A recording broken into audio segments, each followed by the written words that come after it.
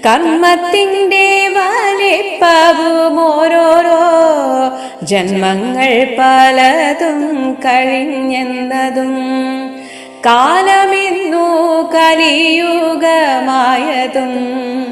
ഭാരതഖണ്ഡത്തിൻ്റെ വലിപ്പവും അതിൽ വന്നു പിറന്നതുമെത്ര നാൾ പഴുതേ തന്നെ പോയ പ്രകാരവും ആയുസിൻ്റെ പ്രമാണമില്ലാത്തതും ആരോഗ്യത്തോടിരിക്കുന്ന അവസ്ഥയും ഇന്നു നാമസങ്കീർത്തനം കൊണ്ടുടൻ വന്നുകൂടും പുരുഷാർത്ഥമെന്നതും ഇനിയുള്ള നരകഭയങ്ങളും